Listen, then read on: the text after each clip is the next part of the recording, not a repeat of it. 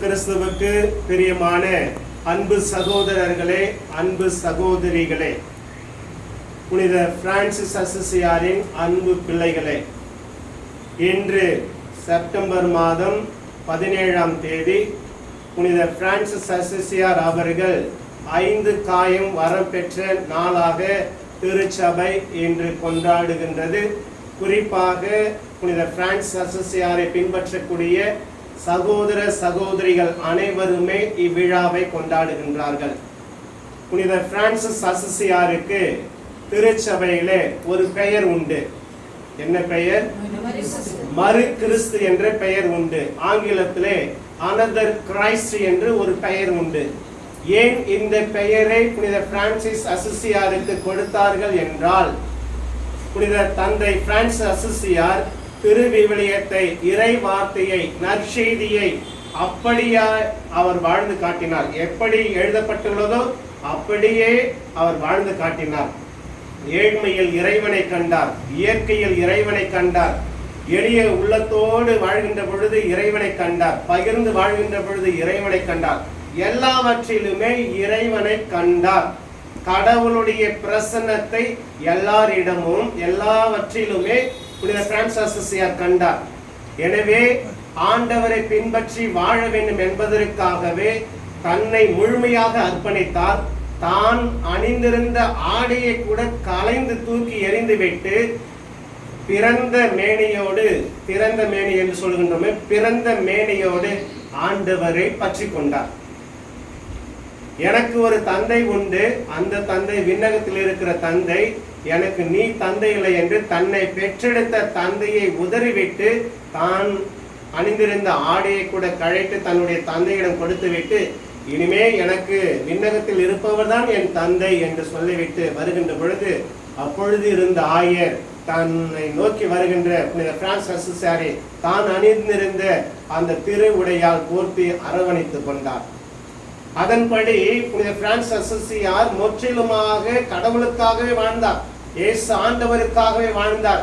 இயேசுவுக்கு உரிய அந்த மதிப்பீடுகளையும் இறை வார்த்தையும் வாழ்ந்ததனால் இன்னொரு கிறிஸ்து என்று பெயரை பெற்றுக்கொண்டார். மறு கிறிஸ்து என்று பெயரை பெற்றுக்கொண்டார். அன்புக்குரியவர்களை புரிந்து கொள்ளுங்கள்.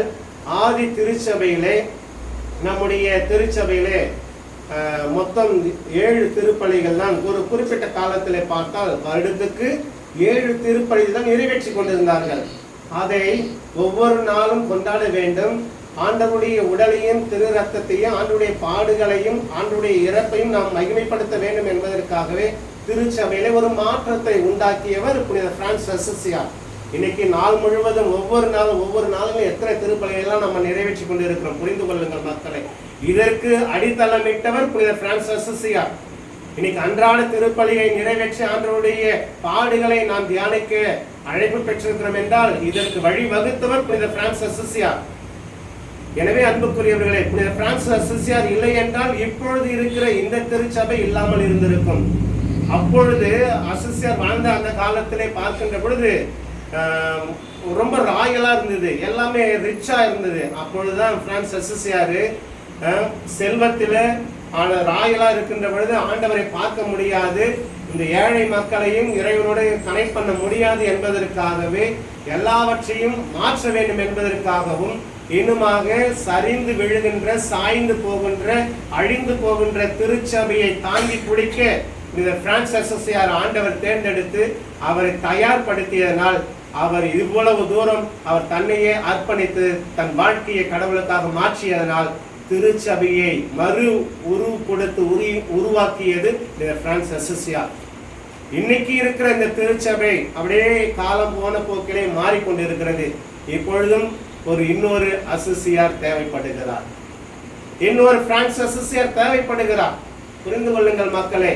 இப்பொழுது இருக்கிற இந்த திருச்சபை கரெக்டான திருச்சபையா, கடவுளுக்கு ஏற்ற திருச்சபை இருக்கிறது என்றால் இதுவும் மாற்றக்கூடிய கால கட்டாயத்தில் இருக்கிறது. எனவே புதிய பிரான்சிஸ் அசிசியார் உருவாக்கப்பட வேண்டும், பிறக்க வேண்டும், உருவாக வேண்டும் என்பதை ஆண்டவர் வெளிப்படுத்துகின்ற ஒரு செய்தி தான் இது. காரணம் புரிந்து கொள்ளுங்கள் மக்களே. இன்றைய காலகட்டத்திலே குறிப்பாக இப்ப ரீசெண்டா ஒரு புனிதர் வந்திருக்கிறார். தெரியுமா எந்த புனிதர்? கார்லோ. புனித கார்லோ. அவர் எப்படி இறைவனை கண்டு கொண்டதாக நம்ம ஆன்லைன்ல யூடியூப்ல எல்லாம் வருது. நற்கருணையை பத்தி புதுமை முதல்ல கம்ப்யூட்டர்ல இது பண்ணி நற்கருணையை பற்றி கம்ப்யூட்டரில் அவர் கண்டுபிடித்ததாகவும் கம்ப்யூட்டரிலே ஆன்லைன்ல அவர் ஆண்டவரை அறிந்து கொண்டதாக ஆண்டவரோடு தொடர்பு கொண்டதாகவும் திருச்சபை ஏற்றுக்கொண்டது. திருச்சபை ஏற்றுக்கொண்டதனால் அதை நாம் குற்றம் சொல்ல முடியவில்லை. ஆனால் மறு ஆய்வு செய்ய நம்ம ரீதிங்க் பண்ணலாம், மாற்றி யோசிக்கலாம் என்பதை நான் இங்கே பதிவு செய்கின்றேன். புரிந்து கொள்ளுங்கள் மக்களே, திருச்சபை நம்ம குறை சொல்ல முடியாது. பல காரணங்களை அங்கு அலசி ஆராய்ந்து பார்த்துதான் அதை புனிதர் பட்டம் கொடுத்திருப்பார்கள். ஆனால் என்னுடைய தனிப்பட்ட ஒரு கருத்து என்னவென்றால், ஒரு மாற்று சிந்தனைக்கு அதை உட்படுத்துகின்றேன், மாற்றி யோசிக்கிறேன். புரிந்து கொள்ளுங்கள், நம்ம திருச்சபையில பல புனிதர்கள் இருக்கிறார்கள், பல ஆயிரம் புனிதர்கள் இருக்கிறார்கள், லட்சக்கணக்கான புனிதர்கள் இருக்கிறார்கள். எல்லா புனிதர்களுடைய கையிலும் சரி, புரிந்து கொள்ளுங்கள், அந்த காலத்திலிருந்து இந்த காலம் வரைக்கும் எல்லா புனிதருடைய கையிலும் ஒன்று திருவிவிலியம் இருக்கும், இல்லை என்றால் பாடுபட்ட சொல்வோம். நான் வெறும் சிலுவை என்று சொல்லல, வெறும் சிலுவை என்றால் அதுவும் தப்பா போயிடும். பாடுபட்ட சுரூபம் சிலுவையை வைத்திருப்பார்கள். அடுத்தது மூன்றாவது ஜெபமாலை வைத்திருப்பார்கள். இந்த 3 கருவிகள் தான் கடவுளோடு இணைக்கின்ற கருவிகள். இன்னைக்கு அழிந்து போகிற கலாச்சாரம் என்ன என்றால் ஆன்லைன், கம்ப்யூட்டர்ல எல்லா இழவுகளும் இருக்கிறது, எல்லா தவறுகளும் இருக்கிறது, எல்லா பாவங்களும் கம்ப்யூட்டர்ல இருக்கிறது. அதுல எப்படி இவர் கடவுளை கண்டு கொண்டார் என்பது கேள்விக்குறியாக இருக்கிறது. இப்ப அவர் ஒருவேளை ஆண்டவருக்குள் இணைந்திருந்ததனால் கம்ப்யூட்டர் நற்கருணை வழியாக ஆண்டவர் கண்டுபிடித்தார். எளிய மக்களுக்கு, கம்ப்யூட்டரை பயன்படுத்தாத தெரியாத மக்களுக்கு, விவரமாக பயன்படுத்தாதவர்களுக்கு என்னத்தை கண்டுபிடிப்பார்கள்? கம்ப்யூட்டர்ல ஆன்லைன்ல ஆபாசங்களும் அசிங்கங்களும் எல்லாமே நிறைந்திருக்கிற உலகத்துல, எல்லாமே நிறைந்திருக்கிற இந்த ஆன்லைன்ல எப்படி இவர்கள் எளிதாக அதை கண்டுபிடிப்பார்கள்? ஆண்டவரே, ஏதோ நடக்குது, நம்ம கடைசி காலத்தை நோக்கி நகருகிறோம் என்பதை நான் புரிந்து கொள்ளலாம் மக்களே. இன்னைக்கு அந்த புனிதருடைய போட்டோவை பார்க்கின்ற பொழுது, புனித கார்லோ அவருடைய போட்டோவை பார்க்கின்ற பொழுது கையில வீடியோ கேமும் அந்த லேப்டாப் மாதிரி எதனாவது டேப், எனக்கு அது கூட வரல, ஞாபகம் வரல, டேபும் கம்ப்யூட்டர் இதுவும் அந்த கேமும் கழுத்துல பார்த்தீங்கன்னாக்க அந்த ஹெட்ஃபோன் வச்சுக்கிட்டு இருக்கிறார். இப்படி ஒரு புனிதர் இருப்பாரா? இது ஆண்டவர் விரும்புகிறாரா என்றால் இது சம்திங் ஏதோ நடக்குது திருச்சபையில என்பதை புரிந்து கொள்ளலாம். புரிந்து கொள்ளுங்கள் மக்களே, நம்முடைய பாரம்பரியம், நம்முடைய கத்தோலிக்க கிறிஸ்தவம் என்றாலே பாரம்பரிய திருச்சபை என்று சொல்லுகின்றோமே. ட்ரெடிஷனல் சர்ச் நமக்கு இன்னைக்கு புதிய டெக்னாலஜி சர்ச் கிடையாது, ட்ரெடிஷனல் சர்ச். ட்ரெடிஷனல் சர்ச் இன்னைக்கு ட்ரெடிஷனல் எல்லாத்தையும் இழந்து விட்டோம், எல்லாமே மாறி போய் விட்டது. மாற எல்லாமே மாறும் பொழுது ஒரிஜினலை இல்லாமல் போய்விடும். அசிசியார் கண்ட அந்த கனவு கலங்கி விட்டது. இன்னைக்கு இருக்கிற இந்த திருச்சபை ஆண்டவர் கூட விரும்ப மாட்டார். புரிந்து கொள்ளுங்க, எல்லா கலாச்சாரத்தையும் உள்வாங்கி ஒரிஜினாலிட்டியை நம்ம இழந்துட்டோம், உண்மையான விசுவாசத்தை இழந்து விட்டோம். புரிந்து கொள்ளுங்கள் மக்களே, திருவிவிலியத்துல எனக்கு அசிங்கமா இருக்கு, ரொம்ப கஷ்டமா இருக்குது சொல்லத்துக்கு. ஏசாயா 7:14 எடுத்து வாசித்து பாருங்க, உங்களுக்கு தெரியும். ஏசாயா 7:14 யாராவது சத்தம் எடுத்து வாசிங்க. ஏசாயா 7:14 அழகான ஒரு செய்தியை உங்களுக்கு நான் பதிவிட விரும்புகின்றேன். யாராவது சத்தமா வாசிக்கிறேன், நான் சொல்றேன், இல்ல நான் வாசிக்கிறேன். ஆண்டவர் தாமே உங்களுக்கு ஒரு அடையாளத்தை அருள்வார். ஆண்டவர் தாமே உங்களுக்கு ஒரு அடையாளத்தை அருள்வார். இதோ கருவுற்றிருக்கும் அந்த இளம்பெண் ஒரு ஆண்மகவை பெற்றெடுப்பால். அக்குழந்தைக்கு அவள் இம்மானுவேல் என்று பெயரிடுவாள். இதே மத்தேயு நற்செய்தியில பார்க்கலாம். மத்தேயு நற்செய்தியில அங்க மங்கள வார்த்தை சொல்லப்படுகிறது இல்லையா, அதை எடுத்து வாசிங்க பார்ப்போம்.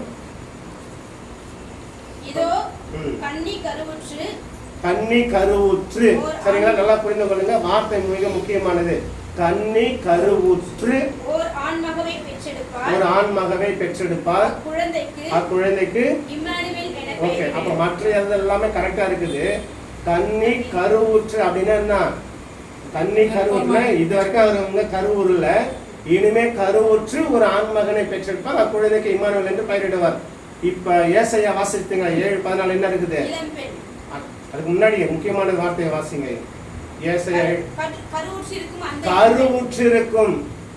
கருவுற்றிருக்கும் அந்த இளம்பெண். இளம்பெண் என்றால் எப்படி கருவுற்று இருக்க முடியும்? அன்னை மரியாதை பற்றிய ரகசியம் தான் இது. ஏற்கனவே கருவுற்றிருக்கும் அந்த இளம்பெண் என்று சொன்னால் இது முற்றிலுமே தவறானது.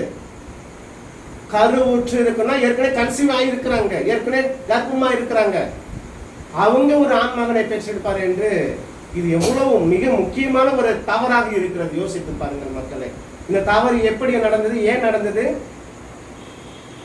கருவுற்று இருக்கும் அந்த இளம்பெண் என்று அந்த வசனம் வருது, கருவுற்று இருக்கும். ஆனால் முறைப்படி என்ன வந்திருக்கணும்? என்ன? கருவுற்று ஒரு ஆண் மகனை பெற்றெடுப்பார். கருவுற்று, கருதாங்கி, இனிமே கருதாங்கி, இனிமே கருவுற்று, அதுதான் அதனுடைய அர்த்தம். அப்ப புரிந்து கொள்ளுங்கள், ஃபியூச்சர்ல இனிமே அவங்க ஒரு குழந்தைய வயிற்றுல தாங்கி ஒரு ஆண்மகனை பெற்றிருப்பார். அதுதான் அதனுடைய ரகசியம். அது ஏசாயா இறைவன் சொல்றாரு, அதுதான் மத்தேயு நட்சத்திரத்தில் நிறைவேறுகிறது.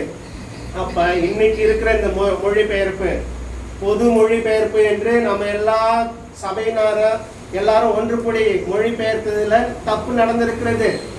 இந்த தப்பு எப்படி வந்தது? பிரிந்து நம்மை வேண்டாம் என்று சொல்லி வெளியே சென்றவர்களை சேர்த்து வைத்து செய்த ஒரு குற்றம்.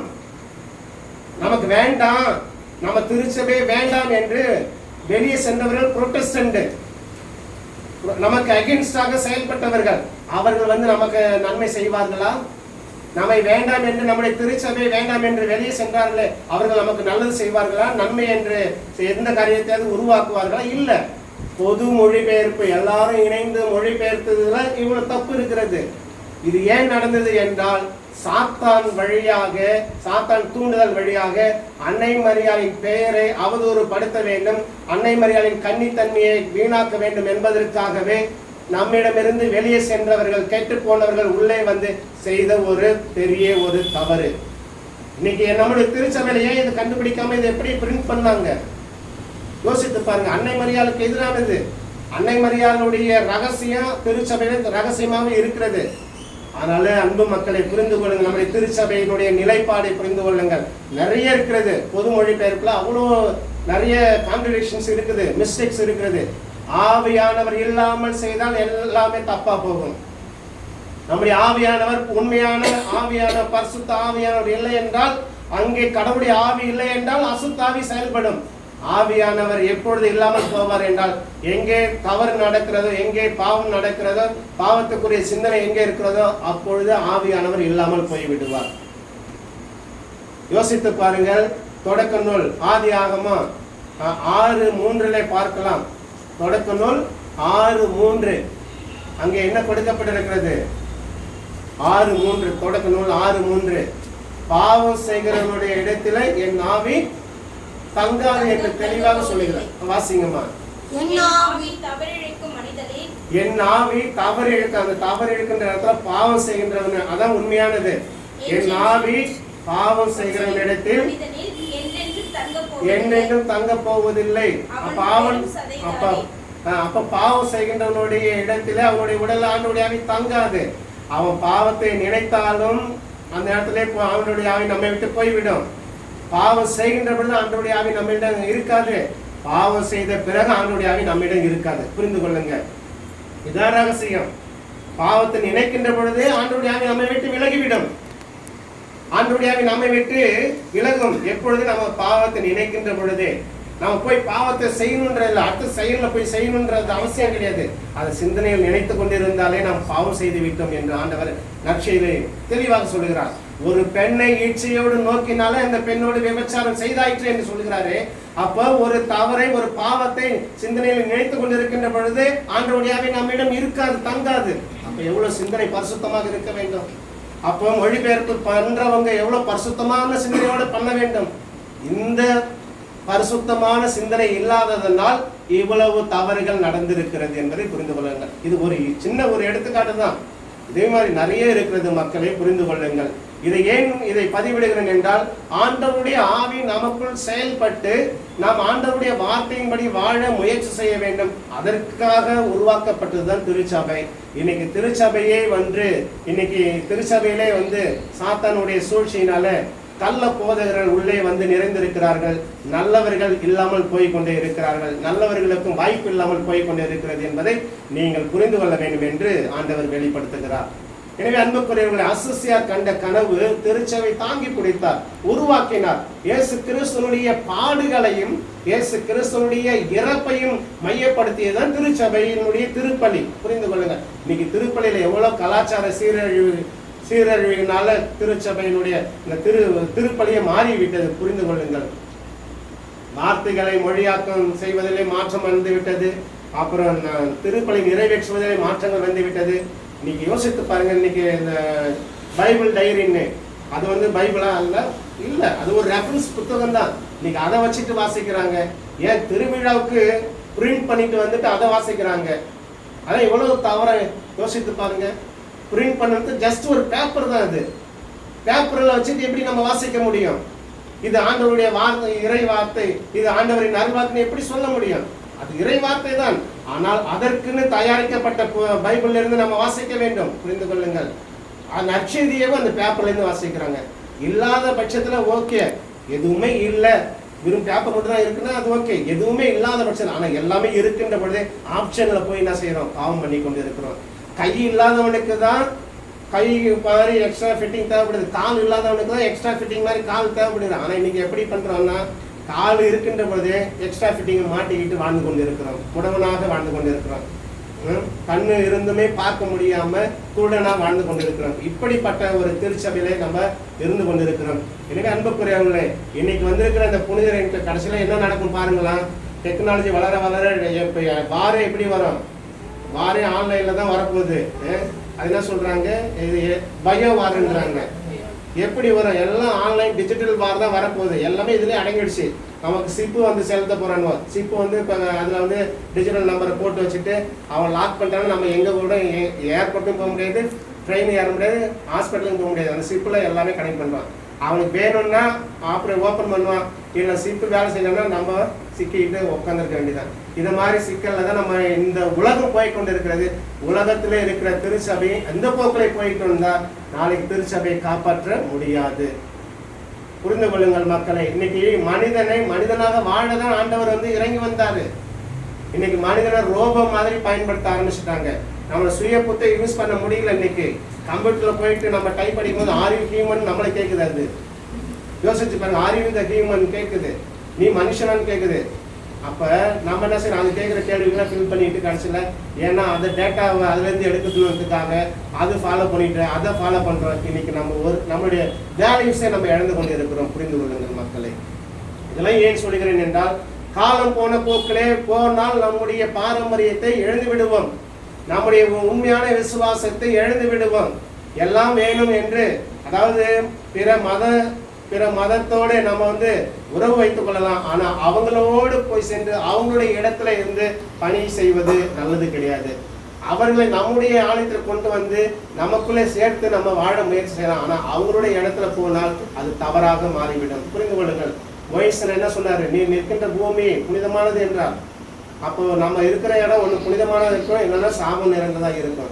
நம்ம போய் நம்ம இது வந்து புனிதமான பீடம் என்றோம், புனிதமான இடம் என்றோம். இந்த புனித தன்மையத்துக்கு அவங்களை யார் வேணாலும் கொண்டு வரலாம், பாவிகளை கொண்டு வரலாம். ஆனா நம்ம வந்து நல்லவர்களா வாழணும்னு ஆசைப்படுறவங்க அசுத்தம் நிறைந்த பூமியில போய் நின்றுட்டோம்னா மாட்டிக்குவோம். அந்த பூமியில காலை மிதிச்சுட்டா நம்ம மாட்டிக்குவோம். அந்நிய தெய்வ விக்கிர ஆராதனை செய்கின்ற ஆலயங்களுக்கு கோயில்களுக்கு போனா நம்ம மாட்டிக்குவோம். அது தெரியாமையே சமத்துவம் சகோதரத்துவம் என்ன செய்யறோம்? போயிட்டு சோசியல் ஒரு கான்செப்ட்ல போயிட்டு நம்முடைய விசுவாசத்தை இழந்துட்டு நம்ம என்ன செய்யறோம்? போய் அவங்களுடைய மத்தியில இருந்து சமத்துவ பொங்கல் சமத்துவ ஃபங்க்ஷன் சொல்லிட்டு கொண்டாடிட்டு என்ன சொல்றாங்கன்னா, இப்ப நாங்க எங்க கடவுள்கிட்ட நாங்க வேண்டிக்கிட்டோம், நீங்க உங்க கடவுள்கிட்ட வேண்டிக்கிங்கன்னு சொல்றாங்க. குருக்களே அப்படி சொல்றாங்க. இன்னைக்கு எப்படின்னா சமத்துவம் இந்து முஸ்லிம் கிறிஸ்தன் சீக்கியம் எல்லாரும் இருந்திருக்கிற அந்த கூட்டத்துல யோசித்து பாருங்க. ஃபாதர் பிரேயர் பண்ணிட்டாரு. அடுத்து என்ன சொல்லுவாங்க? உங்க மத முறைப்படி உங்க கடவுள்கிட்ட நீங்க வேண்டுங்கன்னு சொல்றாங்க. இது எவ்வளவு அநியாயம்! இது உண்மையாலுமே இது வந்து அக்கிரமமா இல்லையா? 10 கட்டளைகள் மிக முக்கியமானது என்ன? நானே உனக்கு கடவுள், என்னை தவிர உனக்கு வேற கடவுளே இல்லைன்னு சொல்றார். அப்ப என் கடவுள் நான் பிரேயர் பண்ணிட்டு இன்னொரு உங்க கடவுள்கிட்ட வேண்டுங்கன்னா எத்தனை கடவுள் மல்டிப்ளை ஆகுதா இல்லையா? இது எப்படி நம்ம அங்கீகரிக்க முடியும், ஏற்றுக்கொள்ள முடியும்? நான் ஜெபம் பண்ணிட்டேன், நாம தான் உண்மையான கடவுளை வழிபடுறோம்னு அந்த விசுவாசம் கரெக்டா இருந்தா முதல் கட்டளைப்படி நம்ம கடைபிடிக்கிறோம் என்றால், நீங்க மற்றவங்களை கூப்பிட்டு இருந்தா கூட என்ன செய்யலாம், சரி ப்ரேயர் பண்ணிட்டு வாங்க அடுத்த நிகழ்வு போகலாம்னு சொல்லணும். அதுதான் உண்மையான கிறிஸ்தவர், அதான் கிறிஸ்துவை வாழக்கூடியவர், கிறிஸ்துவை பிரதிபலிக்கக்கூடியவர். இன்னைக்கு இந்த முதல் கட்டளையை விட்டுவிட்டால், முதல் கட்டளையை மீறிவிட்டால் எல்லா பாவத்தையும் நாம் செய்து விடுவோம். ரோமையர் எழுதிய திருமுகம் முதல் அதிகாரத்துல இது எல்லாமே கொடுக்கப்பட்டிருக்கிறது. நாம் முதல் கட்டளை மீறிவிட்டால் மற்ற எல்லா கட்டளைகளையும் மீறுவதற்கு நாமே நம்மை வழிவகுத்துக் கொள்வோம். நம்ம பாவத்துல தேடி போக தேவையில்ல, பாவமே நம்மளை இழுத்துக்கிட்டே போயிட்டே இருக்கோம். நல்லா அது புரிந்து கொள்ளுங்க. இன்னொரு எக்ஸாம்பிள் சொல்றேன். இந்த ஒளியை நோக்கி வருகின்ற பொழுது உங்களுடைய நிழல் உங்களுக்கு பின்னால இருக்கும்.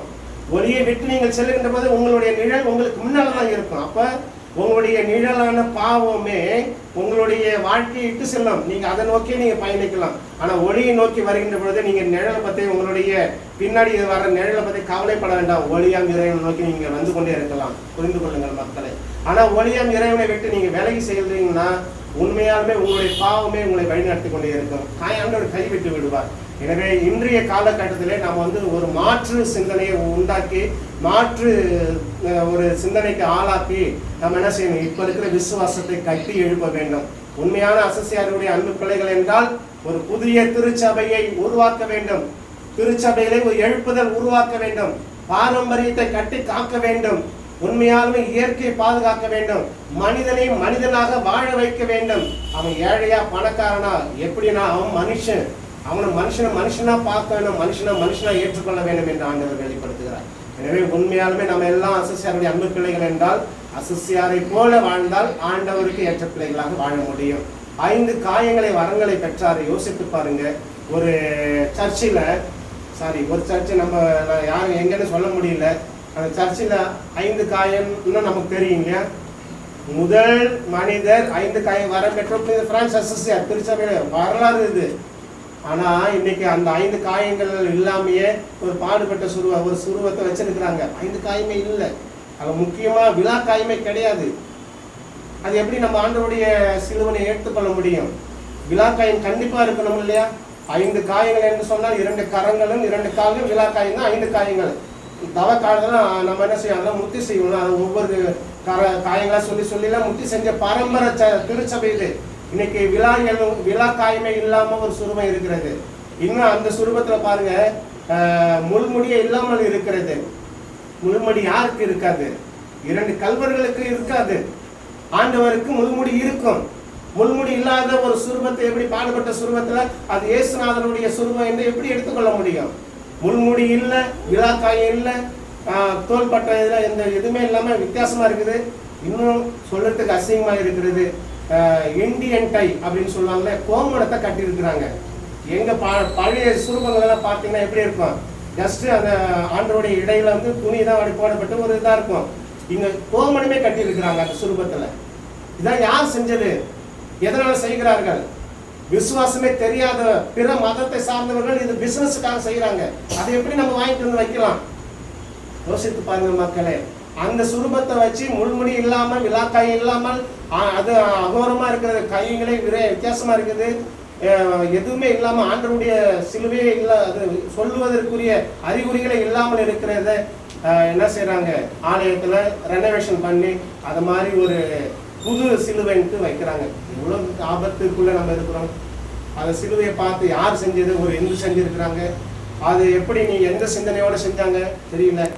ஒரு மாதா படம் ஒருத்தர் வரைஞ்சாரு. இதெல்லாம் சொல்லணும் மக்களே, புரிந்து கொள்ளுங்கள். அட்லீஸ்ட் யாரோ ஒருத்தவங்களாவது மாறுவாங்கன்னு தான். மாதா சுரூபம் படம் ஒருத்தர் வரைஞ்சாரு. நைட்டு ஃபுல்லாக வரைகிறாரு, டே நைட்டு ஃபுல்லாக வரைகிறாரு. நைட்டில் தூக்கம் வருதுன்னு போய் தம் அடிச்சுக்கிட்டு அப்புறம் மாதா சுரூபம் வரைகிறாரு. அது எந்த ஆவி செயல்படுது யோசிச்சு பாருங்க. தம் அடிச்சுக்கிட்டு லைட்டாக இது பார்க்க போட்டுக்கிட்டு வரைகிற படத்தில் ஆவியானவர் செயல்படுவாரா? அது ஆவியானவர்களுடைய சிந்தனைப்படி அங்கே செயல்படுவாரா, வரைவாரா? இல்லை. கேவலமா இருக்கிறது. எப்படி நம்ம அக்செப்ட் பண்ண முடியுதுன்னு தெரியல. இன்னைக்கு திருச்சபையில தப்புனா தப்புன்னு சொல்லணும். தப்ப சமாளிக்க திருச்சபையா இருந்தா ஒரிஜினாலிட்டி இழந்து விடுவோம் மக்களே. அதே மாதிரி நம்ம இந்த ஆடைகள்லாம் நமக்குரியது. இன்னைக்கு நம்ம தான் இதெல்லாம் தயார் பண்ணணும். இன்னைக்கு இன்னொருத்தவங்க செய்யறாங்க, பிசினஸ் பண்றாங்க. அவங்கள்ட்ட நம்ம வாங்கிட்டு நம்ம உடுத்திட்டு இருக்கோம். அது எப்படி இருக்கும் யோசிச்சு பாருங்க. கோல்டுனா கோல்டா தான் இருக்கணும், ஊதா கலர்னா ஊதா கலரா இருக்கணும், பச்சைன்னா கிரீன்னா கிரீன் கலர்ல இருக்கணும். கிரீனும் கோல்டும் ஊதாவும் கோல்டும் எல்லாமே கலந்து கலந்து போட்டு ஒரிஜினாலிட்டியை அழிக்கிறார்கள், நம்முடைய பாரம்பரியத்தை அழிக்கிறார்கள். இதெல்லாம் ஏன் சொல்கிறேன் என்றால், உண்மையான அசசியாருடைய பிள்ளைகள் என்றால் அழியக்கூடிய திருச்சபையை நாம் தான் தாங்கி பிடிக்க வேண்டும். 5 காயங்கள் வரம் பெற்றவர் அழியாத திருச்சபையை உண்டாக்க விரும்பினார். சாய்ந்து போகின்ற அழிந்து போகிற திருச்சபையை அவர் தாங்கி பிடித்தார் என்றால், இன்னைக்கு நம்முடைய விசுவாசம் உறுதியாக இருக்க வேண்டும். 10 கட்டளைகளை கடைபிடிக்க வேண்டும். முதல் கட்டளையை கண்டிப்பாக கடைபிடிக்கணும். அது தவறுனா எல்லாமே தவறிடுவோம். அதனால நம்முடைய பாரம்பரிய திருச்சபையை காப்பாற்றுவோம். ஒருவர் மற்றவருக்காக சிறப்பாக ஜெபிப்போம். நம் கடவுள் நம்மை ஆசீர்வதிப்பார். ஆமென்.